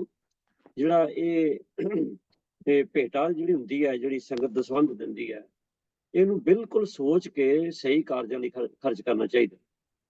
ਇੱਕ ਵਾਰੀ ਇੱਕ ਪ੍ਰਬੰਧਕ ਨਾਲ ਮੇਰੀ ਗੱਲ ਹੋ ਰਹੀ ਸੀ, ਮੈਂ ਉਹਨੂੰ ਬੇਨਤੀ ਕੀਤੀ, ਮੈਂ ਕਿਹਾ ਵੀ ਗੁਰਦੁਆਰਾ ਸਾਹਿਬ ਜਿਹੜਾ ਵੀ ਪੈਸਾ ਟਕਾ ਚੜਾਉਂਦਾ ਆਪਣੀ ਸ਼ਰਧਾ ਨਾਲ, ਆਪਣੀ ਨੇਕ ਕਮਾਈ ਚੋਂ ਦਸਵੰਧ ਦੇ ਵਿੱਚੋਂ ਲਿਆ ਕੇ ਚੜਾਉਂਦਾ, ਉਹਦੀ ਵਰਤੋਂ ਬੜੀ ਸੋਚ ਸਮਝ ਕੇ ਹੋਣੀ ਚਾਹੀਦੀ। ਮੈਂ ਕਿਹਾ ਜਿਸ ਵੇਲੇ ਅਸੀਂ ਕੋਈ ਜ਼ਾਤੀ ਪਰਚੇਜ਼ ਕਰਨੇ ਆ ਤੇ ਅਸੀਂ 7 ਥਾਂ ਤੇ ਦੇਖਦੇ ਹਾਂ ਕਿਹੜੀ ਚੀਜ਼ ਕਿੱਥੇ ਚੰਗੀ ਹੈ, ਉਹਦਾ ਰੇਟ ਕਿੱਥੇ ਵਾਜਬ ਹੈ। ਪਰੰਤੂ ਗੁਰਦੁਆਰਾ ਸਾਹਿਬ ਦੇ ਖਰਚੇ ਜਿਹੜੇ ਨੇ ਉਹ ਤੁਸੀਂ ਜੋ ਮਰਜ਼ੀ ਕਰੀ ਜਾਂਦੇ ਹੋ, ਇਹਦੇ ਵੱਲ ਧਿਆਨ ਦੇਣਾ ਚਾਹੀਦਾ। ਸੋ ਬੜੀਆਂ ਇਹ ਐਸੀਆਂ ਗੱਲਾਂ ਨੇ ਜਿਹੜੀਆਂ ਸਾਨੂੰ ਧਿਆਨ ਦੇਣ ਦੀ ਲੋੜ ਨੇ। ਇੱਕ ਵਿਲੱਖਣ ਕੌਮ ਹੈ ਤੇ ਇਹਦੇ ਜਿਹੜੇ ਬਾਕੀ ਇਹਦੇ ਜਿਹੜੇ ਐਕਸ਼ਨਸ ਨੇ ਉਹ ਬੜੇ ਵਿਲੱਖਣ ਹੋਣੇ ਚਾਹੀਦੇ ਨੇ, ਭਾਵ ਸੰਸਾਰ ਦੇ ਭਲੇ ਦੇ ਹੋਣੇ ਚਾਹੀਦੇ ਨੇ। ਉਹਦੇ 'ਚ ਕੋਈ ਹੋਰ ਕਿਸੇ ਕਿਸਮ ਦੀ ਕੋਈ ਸਿਆਸਤ ਜਾਂ ਕੋਈ ਹੋਰ ਗੱਲ ਜਿਹੜੀ ਹੈ ਉਹਨੂੰ ਮੁੱਖ ਰੱਖ ਕੇ ਕੋਈ ਬਿਆਨ ਨਹੀਂ ਦੇਣੇ ਚਾਹੀਦੇ। ਤੋ ਤੇਜਿੰਦਰ ਸਿੰਘ ਜੀ, ਆਪ ਜੀ ਦਾ ਬਹੁਤ ਬਹੁਤ ਧੰਨਵਾਦ ਹੈ। ਆਪ ਜੀ ਨੇ ਇਸ ਸਵਾਲ ਦਾ ਜੋ ਉੱਤਰ ਦਿੱਤਾ ਤੇ ਸੰਗਤ ਨੂੰ ਬੇਨਤੀ ਹੈ ਕਿ ਜੇ ਇਹੋ ਜਿਹੇ ਜਿਸ ਵੇਲੇ ਬਿਆਨ ਆਉਣ ਤੇ ਕਿਰਪਾ ਕਰਕੇ ਜ਼ਰੂਰ ਆਪਾਂ SGP ਦਾ ਜਿਵੇਂ ਬਿਆਨ ਆਇਆ ਜਿਹਦਾ ਵੀ ਆਵੇ ਉਹਨਾਂ ਨੂੰ ਆਪਾਂ ਲਿਖਣ ਦੀ ਵੀ ਕੋਸ਼ਿਸ਼ ਕਰਿਆ ਕਰੀਏ ਵੀ ਇਹ ਤੁਹਾਡਾ ਬਿਆਨ ਠੀਕ ਨਹੀਂ, ਤਾਂ ਜੀ ਅੱਗੋਂ ਲਈ ਉਹ ਥੋੜਾ ਜਿਹਾ ਸੋਚ ਸਮਝ ਲੈ। ਤੋ ਆਓ ਸੰਗਤ ਜੀ, ਇੱਕ ਸਵਾਲ ਹੋਰ ਆਪਾਂ ਲੈਣੇ ਆ। ਇਹ ਸਵਾਲ ਭੇਜਿਆ ਡਾਕਟਰ ਸੁਰਿੰਦਰ ਸਿੰਘ ਜੀ ਨੇ ਤੇ ਗੁਰੂ ਗ੍ਰੰਥ ਸਾਹਿਬ ਦੇ ਪੰਨਾ 396 ਤੇ ਸ਼ਬਦ ਦੀਆਂ ਤੁਕਾਂ ਨੇ, ਸਤਿਗੁਰ ਸਾਚੈ ਦੀਆ ਭੇਜ ਚਿਰ ਉਪਜਿਆ, ਸਤਿਗੁਰ ਸਾਚੈ ਦੀਆ ਭੇਜ। ਤੋ ਇਸ ਦੀਆਂ ਡਾਕਟਰ ਸਾਹਿਬ ਨੇ ਪੁੱਛਿਆ ਵੀ ਇਹ ਜਿਹੜੀ ਤੁਕ ਹੈਗੀਆਂ ਨੇ ਇਹ ਬਈ ਦੀਆ ਭੇਜ ਕੀ ਹੈ, ਵੀ ਕਿਹਨੂੰ ਭੇਜਿਆ, ਇਹਦੀ ਜ਼ਰਾ ਅਰਥ ਸਮਝਾਓ। ਬੇਨਤੀ ਹੈ ਸਾਹ ਕਿਕਰ ਸਿੰਘ ਜੀ, ਕਿਰਪਾ ਕਰੋ ਦੱਸੋ ਜੀ। ਹਾਂਜੀ ਵੀਰ ਜੀ, ਵਾਹਿਗੁਰੂ ਜੀ ਕਾ ਖਾਲਸਾ, ਵਾਹਿਗੁਰੂ ਜੀ ਕੀ ਫਤਿਹ ਜੀ। ਵੀਰ ਜੀ, ਇਹ ਜੋ ਗੁਰਬਾਣੀ ਦੀ ਪੰਕਤੀ ਵਿਸ਼ੇ ਅਧੀਨ ਸਵਾਲ ਵਿੱਚ ਆਈ ਹੈ ਉਸਦਾ ਪਾਠ ਹੈ ਸਤਿਗੁਰ ਸਾਚੇ ਦੀਆ ਭੇਜ। ਮੈਂ ਥੋੜੀ ਇੱਥੇ ਅਰਜ਼ ਕਰਦੇ ਹਾਂ ਵੀ ਸਤਿਗੁਰ ਸਾਚੇ ਇਕੱਠਾ ਨਹੀਂ ਪੜ੍ਹਨਾ, ਸਤਿਗੁਰ ਤੇ ਵਿਸ਼ਰਾਮ ਹੈ। ਜੇ ਸਤਿਗੁਰ ਦੇ ਰਾਰੇ ਨੂੰ ਔਂਕੜ ਹੁੰਦਾ ਤਾਂ ਫਿਰ ਕਰਤਾ ਕਾਰਕ ਸਤਿਗੁਰ ਬਣਨਾ ਸੀ। ਸਤਿਗੁਰ ਸਾਚੇ ਨੇ, ਇੱਥੇ ਸਤਿਗੁਰ ਦਾ ਜਿਹੜਾ ਰਾਰਾ ਮੁਕਤ ਹੈ, ਇੱਥੇ ਥੋੜਾ ਜਿਹਾ ਰੁਕਣਾ ਹੈ। ਸਤਿਗੁਰ ਸਾਚੇ ਦੀਆ ਭੇਜ, ਜਿਸ ਸ਼ਬਦ ਵਿੱਚ ਇਹ ਪੰਕਤੀ ਆਈ ਹੈ ਇਹ ਆਪਣੀ ਸ਼੍ਰੇਣੀ ਦਾ 7ਵਾਂ ਸ਼ਬਦ ਹੈ, ਕਿਉਂਕਿ ਇਹਨਾਂ ਸ਼ਬਦਾਂ ਤੋਂ ਪਹਿਲਾਂ 3 ਸ਼ਬਦ 2-2 ਪਦਿਆਂ ਵਾਲੇ ਹਨ ਅਤੇ ਜਿਹੜਾ ਇਹ ਸ਼ਬਦ ਵਿਸ਼ੇ ਅਧੀਨ ਹੈ ਇਹ 4 ਪਦਿਆਂ ਵਾਲਾ ਹੈ। ਅਤੇ 4 ਪਦਿਆਂ ਵਾਲੇ ਸ਼ਬਦਾਂ ਵਿੱਚ ਇਹਦਾ 7ਵਾਂ ਨੰਬਰ ਹੈ ਤੇ ਇਸਦੇ ਸਿਰਲੇਖ ਦੇ ਜਿਹੜੇ ਨਾ ਕੁੱਲ 8 ਸ਼ਬਦ ਹਨ। ਸਵਾਲ ਵਾਲੇ ਸ਼ਬਦ ਦਾ ਜਿਹੜਾ ਪਾਠ ਹੈ ਉਹ ਆਪਾਂ ਤਕਰੀਬਨ ਪੂਰੇ ਸ਼ਬਦ ਦਾ ਕਰਾਂਗੇ, ਲੇਕਿਨ ਜਿਹੜੇ ਅਰਥ ਭਾਵ ਹੈ ਉਹ ਕੇਵਲ ਪਹਿਲੇ ਪਦੇ ਦੇ ਤੇ ਰਹਾਉ ਦੇ ਕਰਾਂਗੇ ਤਾਂ ਕਿ ਆਪਾਂ ਨੂੰ ਸਮਝ ਲੱਗ ਜਾਵੇ ਕਿ ਸਤਿਗੁਰ ਸਾਚੇ ਦੀਆ ਭੇਜ ਦਾ ਅਰਥ ਭਾਵ ਕੀ ਹੈ। ਭਾਵ ਇਹ ਗੁਰੂ ਨਾਨਕ ਦੇਵ ਜੀ ਨਾਲ ਸੰਬੰਧਿਤ ਹੈ ਜਾਂ 6ਵੇਂ ਪਾਤਸ਼ਾਹ ਨਾਲ, ਜਿਵੇਂ ਕਿ ਆਮ ਭੁਲੇਖਾ ਵੀ ਪਾਇਆ ਜਾਂਦਾ। ਵਾਹਿਗੁਰੂ ਆਸਾ ਮਹਿਲਾ ਪੰਜਵਾਂ। ਸਤਿਗੁਰ ਸਾਚੇ ਦੀਆ ਭੇਜ, ਚਿਰ ਜੀਵਨ ਉਪਜਿਆ ਸੰਜੋਗ। ਉਦਰੇ ਮਾਹੇ ਆਏ ਕੀਆ ਨਿਵਾਸ, ਮਾਤਾ ਕੈ ਮਨ ਬਹੁਤ ਬਿਗਾਸ। ਜੰਮਿਆ ਪੂਤ ਭਗਤ ਗੋਬਿੰਦ ਕਾ, ਪ੍ਰਗਟਿਆ ਸਭ ਮੈਂ ਲਿਖਿਆ ਧੁਰ ਕਾ। ਰਹਾਉ ਦਸੀ ਮਾਸੀ ਹੁਕਮ ਬਾਲਕ ਜਨਮ ਲਿਆ, ਮਿਟਿਆ ਸੋਗ ਮਹਾ ਆਨੰਦ ਥੀਆ। ਗੁਰਬਾਣੀ ਸਖੀ ਆਨੰਦ ਗਾਵੈ, ਸਾਚੇ ਸਾਹਿਬ ਕੈ ਮਨ ਭਾਵੈ। ਵਦੀ ਵੇਲ ਬਹੁ ਪੀੜੀ ਚਾਲੀ, ਧਰਮ ਕਲਾ ਹਰ ਬੰਦ ਬਹਾਲੀ। ਮਨ ਚਿੰਦਿਆ ਸਤਿਗੁਰੂ ਦੇਵਾਇਆ, ਭਏ ਅਚਿੰਤ ਏਕ ਲਿਵ ਲਾਇਆ। ਜਿਉ ਬਾਲਕ ਪਿਤਾ ਉਪਰ ਕਰੇ ਬਹੁਮਾਨ, ਬੋਲਾਇਆ ਬੋਲੇ ਗੁਰ ਕੈ ਭਾਣ। ਗੁੱਜੀ ਛੰਨੀ ਨਾਹੀ ਬਾਤ, ਗੁਰੂ ਨਾਨਕ ਤੁਠਾ ਕੀਨੀ ਦਾਤ। ਅਸਲ ਵਿੱਚ ਜਿਹੜੀ ਆਖਰੀ ਪੰਕਤੀ ਹੈ ਨਾ, ਇੱਥੇ ਕਰਤਾ ਕਾਰਕ ਇੱਕ ਵਚਨ ਪੁਲਿੰਗ ਗੁਰੂ ਨਾਨਕ ਹੈ। ਇਹ ਪੰਕਤੀ ਭੁਲੇਖਾ ਪਾਉਂਦੀ ਹੈ ਵੀ ਸ਼ਾਇਦ ਗੁਰੂ ਨਾਨਕ ਦੇਵ ਜੀ ਨੇ ਪ੍ਰਸੰਨ ਹੋ ਕੇ ਕਿਰਪਾ ਕੀਤੀ ਤੇ ਇਹ ਜਿਹੜੀ 6ਵੇਂ ਗੁਰੂ ਦੀ ਦਾਤ ਪੁੱਤਰ ਦੇ ਰੂਪ ਵਿੱਚ ਪ੍ਰਾਪਤ ਹੋਈ ਹੈ। ਇੱਥੋਂ ਬਹੁਤਿਆਂ ਨੂੰ ਭੁਲੇਖਾ ਲੱਗ ਜਾਂਦਾ, ਲੇਕਿਨ ਜਦੋਂ ਅਸੀਂ ਉੱਪਰੋਂ ਦੇਖਦੇ ਹਾਂ ਤਾਂ ਸਤਿਗੁਰ ਤੇ ਇੱਥੇ ਸਤਿਗੁਰ ਨੂੰ ਸੱਚੇ ਭਾਵ ਆਦਿ ਸੱਚ ਜੁਗਾਦ ਸੱਚ, ਉਹ ਮਾਲਕ ਜੋ ਸਦਾ ਸੱਚ ਹੈ, ਸਾਚੇ ਅਕਾਲ ਪੁਰਖ ਨੇ ਸਤਿਗੁਰ ਨੂੰ ਦੀਆ ਭੇਜ, ਸੱਚੇ ਗੁਰੂ ਨੂੰ ਇਸ ਸੰਸਾਰ ਤੇ ਭੇਜ ਦਿੱਤਾ। ਸੋ ਪਹਿਲੀ ਪੰਕਤੀ ਸਪਸ਼ਟ ਕਰ ਦਿੰਦੀ ਹੈ ਕਿ ਸੱਚੇ ਗੁਰੂ ਨੂੰ ਉਸ ਅਕਾਲ ਪੁਰਖ ਨੇ ਭੇਜ ਦਿੱਤਾ। ਚਿਰ ਜੀਵਨ ਉਪਜਿਆ ਸੰਜੋਗ, ਭਾਵ ਚਿਰ ਜੀਵਨ ਅਸੀਂ ਆਮ ਸ਼ਬਦ ਚਰਨਜੀਵੀ ਵੀ ਵਰਤਦੇ ਹਾਂ, ਭਾਵ ਸੁਖੀ ਰਹੋ, ਲੰਮੀ ਉਮਰ ਮਾਣੋ, ਇਹ ਸ਼ਬਦ ਆਮ ਪ੍ਰਚਲਿਤ ਹੈ। ਚਿਰ ਜੀਵਨ ਉਪਜਿਆ ਸੰਜੋਗ, ਜੋਗ ਹੁੰਦਾ ਜੀ ਮਿਲਾਪ, ਸੰਜੋਗ ਹੁੰਦਾ ਵਧੀਆ ਮਿਲਾਪ।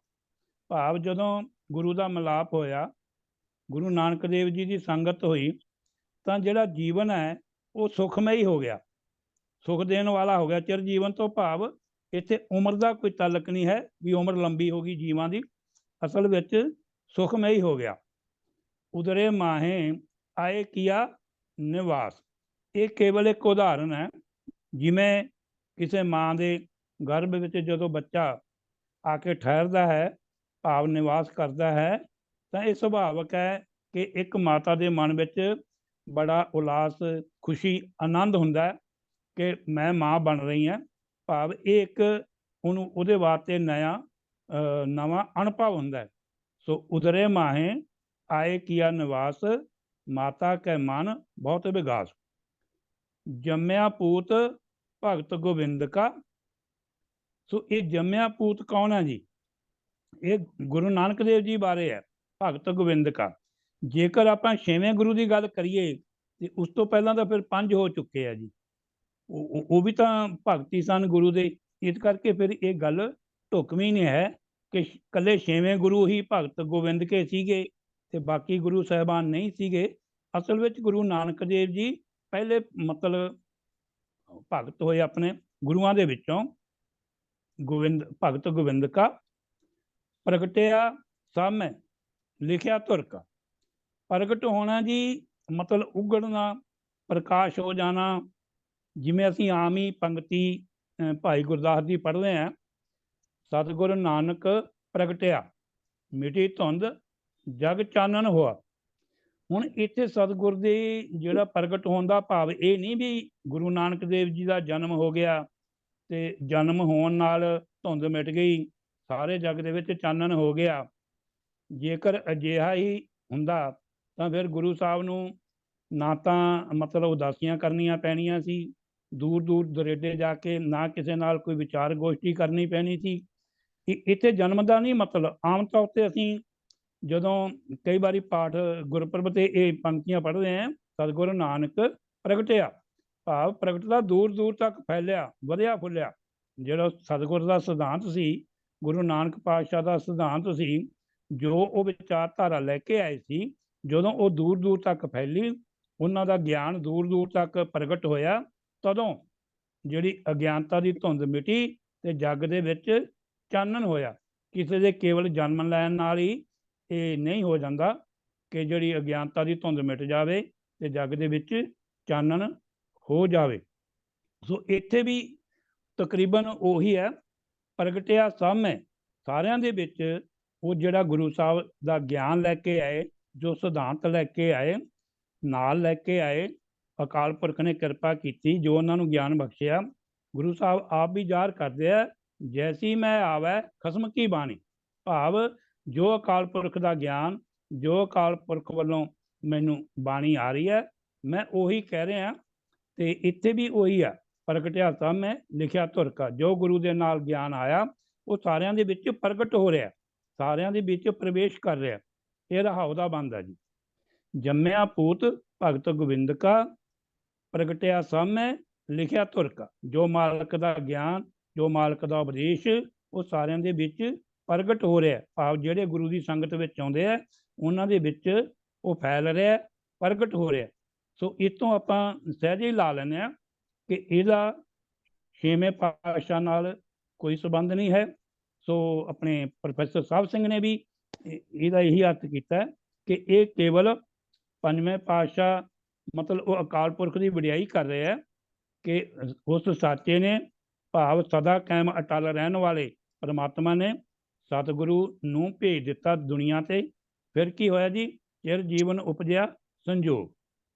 ਸੋ ਵਿਚਾਰ ਕਰਦਿਆਂ ਤੋਂ ਕਈ, ਕਿਉਂਕਿ ਇਹ ਸ਼ਬਦ ਚਾਰ ਪਦਿਆਂ ਦਾ ਜੇ ਆਪਾਂ ਸਾਰੀ ਵਿਚਾਰ ਕਰਾਂਗੇ ਤਾਂ ਇਹ ਤੇ ਬਹੁਤ ਟਾਈਮ ਲੱਗ ਜਾਣਾ।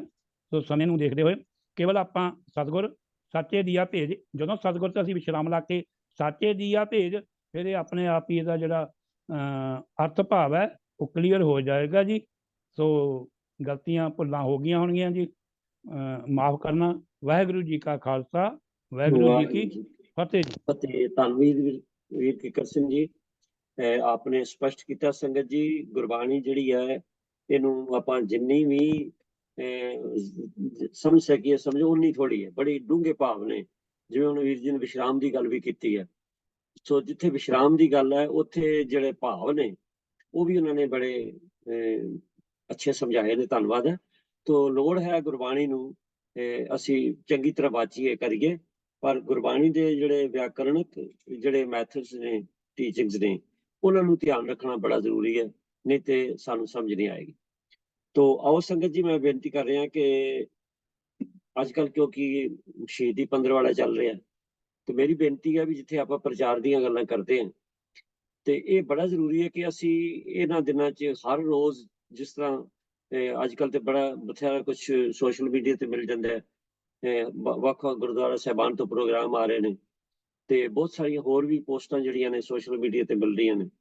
ਤੋ ਅਸੀਂ ਇੱਕ ਮੇਰੀ ਬੇਨਤੀ ਹੈ ਕਿ ਜਿੰਨੇ ਸਾਡੇ ਛੋਟੇ ਬੱਚੇ ਨੇ, ਟੀਨੇਜਰਸ ਨੇ, ਉਹਨਾਂ ਨੂੰ ਕਿਰਪਾ ਕਰਕੇ ਇਹ ਜਿਹੜਾ ਸ਼ਹੀਦੀ ਪੰਦਰਵਾੜਾ ਹੈ ਇਹਦੀ ਇੱਕ ਇੱਕ ਦਿਨ ਦੀ ਘਟਨਾ ਜ਼ਰੂਰ ਰੋਜ਼ ਦੀ ਰੋਜ਼ ਸਮਝਾਈ ਜਾਏ ਉਹਨਾਂ ਨੂੰ।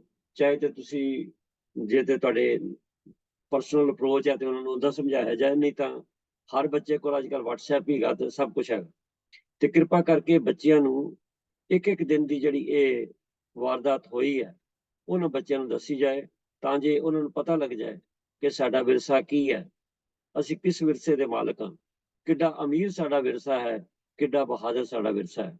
ਇਹ ਬੱਚਿਆਂ ਤੱਕ ਗੱਲ ਪਹੁੰਚਣੀ ਚਾਹੀਦੀ ਹੈ। ਮੈਂ ਇਸ ਕਰਕੇ ਕਹਿ ਰਿਹਾ ਕਿ ਜਿਸ ਵੇਲੇ ਤੁਸੀਂ ਆਪਣੇ ਬੱਚਿਆਂ ਨੂੰ ਭੇਜੋਗੇ ਨਿਕਟਵਰਤੀਆਂ ਨੂੰ ਭੇਜੋਗੇ ਤੇ ਤੁਸੀਂ ਬਿਲਕੁਲ ਸਹੀ ਇਨਫੋਰਮੇਸ਼ਨ ਪਾਸ ਕਰੋਗੇ। ਨਹੀਂ ਤੇ ਬਹੁਤ ਸਾਰੀ ਅੱਜ ਕੱਲ੍ਹ ਜਿਹੜੀਆਂ ਪੋਸਟਾਂ ਆ ਰਹੀਆਂ ਉਹਦੇ 'ਚ ਜ਼ਿਆਦਾ ਜ਼ੋਰ ਤਸਵੀਰਾਂ ਤੇ ਦਿੱਤਾ ਜਾਂਦਾ, ਜਦ ਕਿ ਤਸਵੀਰਾਂ ਬਾਰੇ ਗਾਏ ਬਗਾਏ ਅਸੀਂ ਕਰਦੇ ਗੱਲ ਵੀ ਕਰੀਦੀ ਹੈ ਕਿ ਉੱਤੇ ਬਹੁਤਾ ਜ਼ੋਰ ਨਹੀਂ ਦੇਣਾ ਚਾਹੀਦਾ।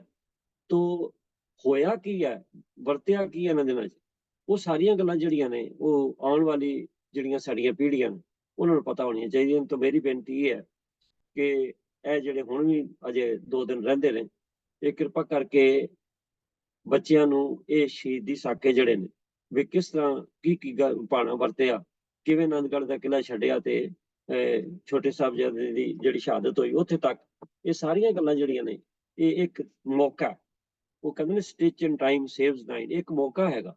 ਇਹ 15ਵਾੜਾ ਚੱਲ ਰਿਹਾ, ਉਹਦੇ ਬਾਰੇ ਖਬਰਾਂ ਵੀ ਆ ਰਹੀਆਂ ਨੇ, ਬਾਕੀ ਵਿਚਾਰਾਂ ਵੀ ਚੱਲ ਰਹੀਆਂ ਨੇ। ਤਾਂ ਇਸ ਵੇਲੇ ਆਪਣੇ ਬੱਚਿਆਂ ਨੂੰ ਜ਼ਰੂਰ ਆਪਾਂ ਸਮਝਾਈਏ, ਇਹ ਮੇਰੀ ਬੇਨਤੀ ਹੈ, ਤੁਸੀਂ ਪ੍ਰਵਾਨ ਕਰ ਲਈ ਜੀ। ਤੋ ਸੰਗਤ ਜੀ ਸਮਾਂ ਹੋ ਗਿਆ, ਤੋ ਅੱਜ ਦੇ ਸਵਾਲ ਜਵਾਬ ਵਿੱਚ ਬਹੁਤ ਸਾਰੀਆਂ ਜੋ ਤਰੁੱਟੀਆਂ ਵੀ ਰਹਿ ਗਈਆਂ ਹੋਣਗੀਆਂ, ਉਹਨਾਂ ਲਈ ਮੈਂ ਆਪ ਪਰਸੋਂ ਖਿਮਾ ਮੰਗਦਾ। ਪਰ ਮੈਂ ਬੇਨਤੀ ਜ਼ਰੂਰ ਕਰਾਂਗਾ, ਜਿਵੇਂ ਹਰ ਹਫ਼ਤੇ ਕਰੀਦੀ ਹੈ, ਕਿ ਆਪਾਂ ਆਪਣਾ ਯੋਗਦਾਨ ਪ੍ਰਚਾਰ ਵਿੱਚ ਜ਼ਰੂਰ ਪਾਉਣਾ। ਹਰ ਸਿੱਖ ਪ੍ਰਚਾਰਕ ਮੈਂ ਹਰ ਹਫ਼ਤੇ ਕਹਿਣਾ ਜੀ, ਤੇ ਇਸ ਕਰਕੇ ਅਸੀਂ ਜ਼ਰੂਰ ਦੇਖਣਾ ਕਿ ਇਸ ਹਫ਼ਤੇ 'ਚ ਆਪਾਂ ਪ੍ਰਚਾਰ ਲਈ ਕੀ ਕੀਤਾ।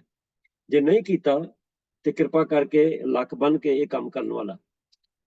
ਤੋ ਪ੍ਰਚਾਰ ਦੇ ਬੜੇ ਢੰਗ ਨੇ ਆਪਾਂ ਵਿਚਾਰਦੇ ਰਹਿੰਦੇ ਹਾਂ, ਤੇ ਇੱਕ ਜ਼ਰਾ ਸਾਨੂੰ ਖਿਆਲ ਰੱਖਣ ਦਾ ਲੋੜ ਹੈ। ਮੈਂ ਕਹਾਂਗੇ ਪ੍ਰਚਾਰ ਦਾ ਹੀ ਬੜਾ ਵੱਡਾ ਇੱਕ ਇਹ ਵੀ ਹਿੱਸਾ ਹੈ ਕਿ ਅਸੀਂ ਵਿਦਿਆ ਦਾ ਪਸਾਰਾ ਜ਼ਰੂਰ ਕਰੀਏ। ਸਾਡੀ ਕੌਮ 'ਚ ਵਿਦਿਆ ਦੀ ਬਹੁਤ ਘੱਟ ਪਸਾਰਾ ਹੈ। ਆਪਾਂ ਇਹਨਾਂ ਵਿਕਸਿਤ ਦੇਸ਼ਾਂ ਨੂੰ ਛੱਡ ਦੇਈਏ, ਬੈਕ ਹੋਮ ਅਗਰ ਅਸੀਂ ਆਪਣੇ ਭਾਰਤ ਦੇਸ਼ ਦੀ ਗੱਲ ਕਰੀਏ ਤਾਂ ਬੜੇ ਬੱਚੇ ਐਸੇ ਨੇ ਜਿਹੜੇ ਵਿਦਿਆ ਤੋਂ ਵਾਂਝੇ ਰਹਿ ਰਹੇ ਨੇ। ਤੋ ਕਿਰਪਾ ਕਰਕੇ ਆਪਣੀ ਦਸਵੰਧ ਦੀ ਰਕਮ ਜਿਹੜੀ ਹੈ ਉਹ ਉਹਨਾਂ ਬੱਚਿਆਂ ਲਈ ਖਰਚ ਕਰੋ ਜਿਹੜੇ ਬੱਚੇ ਉਹਨਾਂ ਦੇ ਮਾਤਾ ਪਿਤਾ ਅਫੋਰਡ ਨਹੀਂ ਕਰ ਸਕਦੇ ਕਿ ਉਹਨਾਂ ਨੂੰ ਪੜ੍ਹਾਇਆ ਜਾਏ। ਅਗਰ ਬੱਚੇ ਪੜ੍ਹੇ ਹੋਣਗੇ ਤਾਂ ਸੰਗਤ ਜੀ ਕੌਮ ਦੀ ਕੁਝ ਸ਼ਕਲ ਹੀ ਹੋਰ ਹੋਏਗੀ, ਤਸਵੀਰ ਹੋ ਜਾਏਗੀ। ਤੋ ਆਓ, ਬੜੇ ਐਸੇ ਬੱਚੇ ਨੇ ਜਿਹੜੇ ਪੜ੍ਹਾਈ ਨਹੀਂ ਕਰ ਸਕਦੇ, ਕਈ ਤਾਂ ਬਿਲਕੁਲ ਮਾਤਾ ਪਿਤਾ ਸਕੂਲ ਭੇਜਣ ਜੋਗੇ ਨਹੀਂ ਗਏ, ਤੇ ਕਈ ਜਿਹੜੇ ਨੇ ਉਹ ਉਹਨਾਂ ਨੂੰ ਪ੍ਰੋਪਰ ਵਿਦਿਆ ਦੇਣ ਦੀ ਯੋਗ ਨਹੀਂ। ਤੋ ਇਸ ਕਰਕੇ ਅਸੀਂ ਆਓ ਇਸ ਪਾਸੇ ਧਿਆਨ ਦੇਈਏ। ਆਪ ਜੀ ਨੂੰ ਪਤਾ ਵੀ ਹੈ, ਮੈਂ ਫਿਰ ਵੀ ਦੱਸ ਦੇਣਾ ਕਿ ਸਿੱਖ ਮਿਸ਼ਨਰੀ ਕਾਲਜ ਵੱਲੋਂ ਅਸੀਂ ਜਲੰਧਰ ਵਿੱਚ 2012 'ਚ ਇੱਕ ਸਕੂਲ ਖੋਲ੍ਹਿਆ ਸੀ, ਉਹਦਾ ਨਾਂ ਹੀ ਮਸ਼ਹੂਰ ਹੋ ਗਿਆ ਜ਼ੀਰੋ ਫੀਸ ਸਕੂਲ। ਤੇ ਉੱਥੇ ਸਾਡੇ ਕੋਲ ਤਕਰੀਬਨ 123-124 ਬੱਚੇ ਅੱਜ ਪੜ੍ਹ ਰਹੇ ਨੇ, ਤੇ ਹਰ ਸਾਲ ਜਿੰਨੇ ਕੁ ਬੱਚੇ ਨਿਕਲ ਜਾਂਦੇ ਨੇ ਉਹਨੇ ਹੋਰ ਰੱਖ ਲਈਦੇ ਨੇ। ਪਰ ਉਸ ਬੱਚੇ ਸਾਰੇ ਉਹਨਾਂ ਪਰਿਵਾਰਾਂ ਤੋਂ ਨੇ ਜਿਹੜੇ ਬਿਲੋ ਪਾਵਰਟੀ ਲਾਈਨ, ਜਿਹੜੇ ਆਪਣੇ ਬੱਚਿਆਂ ਨੂੰ ਬਿਲਕੁਲ ਨਹੀਂ ਪੜ੍ਹਾ ਸਕਦੇ। ਉਹਨਾਂ ਨੂੰ ਉੱਥੇ ਬੱਚਿਆਂ ਨੂੰ ਵਿਦਿਆ ਦਿੱਤੀ ਜਾਂਦੀ ਹੈ। ਵਿਦਿਆ ਬਿਲਕੁਲ ਫ੍ਰੀ ਹੈ, ਨਾ ਹੀ ਜ਼ੀਰੋ ਫੀਸ ਇਸ ਕਰਕੇ ਆ ਵੀ ਕੋਈ ਕਿਸੇ ਕਿਸਮ ਦੀ ਫੀਸ ਨਹੀਂ। ਈਵਨ ਜੇ ਕੋਈ ਬੱਚਾ ਵੱਧ ਘੱਟ ਵੀ ਗੱਲ ਕਰਦਾ ਤੇ ਉਹਨੂੰ ਜੁਰਮਾਨਾ ਰੁਪਈਆ 2 ਰੁਪਏ ਨਹੀਂ ਲਾਏ ਜਾਂਦੇ।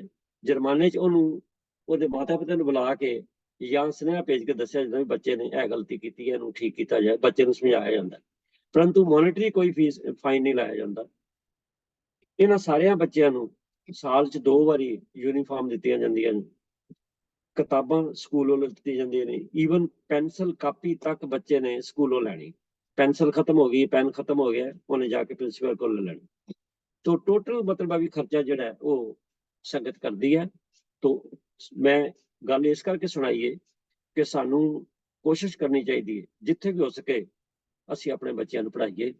ਇਹ ਇੱਕ ਬੜਾ ਵੱਡਾ, ਜਿੱਥੇ ਪੁੰਨ ਹੋਏਗਾ, ਚੰਗਾ ਕੰਮ ਹੋਏਗਾ, ਉੱਥੇ ਕੌਮ ਦੀ ਇੱਕ ਚੰਗੀ ਉਸਾਰੀ ਵਿੱਚ ਇੱਕ ਬੜਾ ਵੱਡਾ ਕਦਮ ਜੇ। ਕਿਰਪਾ ਕਰਕੇ ਇਹ ਵੀ ਪ੍ਰਚਾਰ ਦਾ ਹਿੱਸਾ ਹੈ, ਇਹਨੂੰ ਆਪਾਂ ਅਪਣਾਈਏ। ਤੋ ਹੁਣ ਸਮਾਂ ਹੋ ਗਿਆ, ਮੈਂ ਆਪ ਸਭ ਪਾਸੋਂ ਖਿਮਾ ਮੰਗ ਰਿਹਾ, ਤੇ ਇੱਕ ਬੇਨਤੀ ਜਿਹੜੀ ਹੈ ਅਕਸਰ ਕਰੀਦੀ ਹੈ ਕਿ SMC ਆਨਲਾਈਨ ਉਹ ਐਪ ਵੀ ਹੈ, ਤੁਸੀਂ ਡਾਊਨਲੋਡ ਕਰ ਸਕਦੇ ਹੋ। ਤੋ ਜਿਨ੍ਹਾਂ ਨੇ ਅਜੇ ਤੱਕ ਸਿੱਖ ਫੁਲਵਾੜੀ ਮੈਗਜ਼ੀਨ ਨਹੀਂ ਲਵਾਇਆ, ਕਿਰਪਾ ਕਰਕੇ ਪਲੀਜ਼ ਜ਼ਰੂਰ ਕਰੋ ਕਿ ਉਹਨਾਂ ਨੂੰ ਆਨਲਾਈਨ ਜਾਂ ਤੁਸੀਂ ਹਾਰਡ ਕਾਪੀ ਮੰਗਵਾਉਣੀ ਹੈ, ਦੋਨਾਂ ਤਰ੍ਹਾਂ ਦੀ ਆਪਸ਼ਨ ਹੈਗੀਆਂ ਨੇ। ਤੇ ਇੱਕ ਜਿਹੜਾ ਮੈਂ ਕਹਿੰਦਾ ਹੁੰਦਾ ਕਿ ਆਪਣੇ ਦਸਵੰਧ ਦੀ ਰਕਮ ਵਿੱਚੋਂ ਘੱਟੋ ਘੱਟ ਹਰ ਮਹੀਨੇ ਅਸੀਂ ਇੱਕ ਪਾਠਕ ਹੋਰ ਬਣਾਈਏ, ਚਾਹੇ ਤਾਂ ਉਹ ਆਪ ਬਣਾ ਦੇ ਜਾਂ ਅਸੀਂ ਉਹਦਾ ਐਡਰੈਸ ਦੇ ਕੇ ਅਸੀਂ ਖੁਦ ਉਹਦਾ ਕੰਟਰੀਬਿਊਸ਼ਨ ਦੇ ਕੇ, ਪਰੰਤੂ ਸਿੱਖ ਫੁਲਵਾੜੀ ਜਾਣੀ ਚਾਹੀਦੀ ਹੈ। ਇੱਕ ਮੈਗਜ਼ੀਨ ਜਿਹੜਾ ਹੈ ਉਹ ਪਤਾ ਨਹੀਂ ਉਹਨੂੰ 10 ਕੇ 20 ਜਾਂ 50 ਲੋਕ ਪੜ੍ਹਨਗੇ, ਤਾਂ ਇਹ ਇੱਕ ਪ੍ਰਚਾਰ ਦਾ ਬੜਾ ਸੌਖਾ ਤੇ ਬੜਾ ਵਧੀਆ ਸਾਧਨ ਜੇ। ਸਿੱਖ ਫੁਲਵਾੜੀ 'ਚ ਆਪ ਜੀ ਨੂੰ ਪਤਾ ਹੀ ਆ, ਬਹੁਤ ਸਾਰੇ ਉਹਦੇ ਮੈਂਬਰਸ ਹੋ ਕਿ ਉਹਦੇ ਵਿੱਚ ਜਿਹੜੀ ਵੀ ਗੱਲ ਛਪਦੀ ਹੈ ਉਹ ਬਿਲਕੁਲ ਪੁਣ ਛਾਣ ਕਰਕੇ ਗੁਰਮਤ ਦੇ ਅਸੂਲਾਂ ਅਨੁਸਾਰ ਵੀ ਕੋਸ਼ਿਸ਼ ਕੀਤੀ ਜਾਂਦੀ ਉਹੀ ਚੀਜ਼ਾਂ ਉਹਦੇ ਚ ਪਬਲਿਸ਼ ਹੋਣ ਜਿਹੜੀਆਂ ਬਿਲਕੁਲ ਦਰੁਸਤ ਨੇ ਮਰਿਆਦਾ ਅਨੁਸਾਰ ਗੁਰੂ ਕੀ ਬਾਣੀ ਅਨੁਸਾਰ। तो ये मेरी बेनती आप जी ने प्रवान करनी है। तो लास्ट बेनती है कि सवाल भेजो जी तां जे अगले हफ्ते लिए फिर तैयारियां करिए ते फिर अगले सोमवार सारा पैनल तुहाडी खिदमत 'ਚ हाजिर होवे। तद तक ਲਈ ਖਿਮਾ जी। वाहिगुरू जी का खालसा वाहिगुरू जी की फतेह।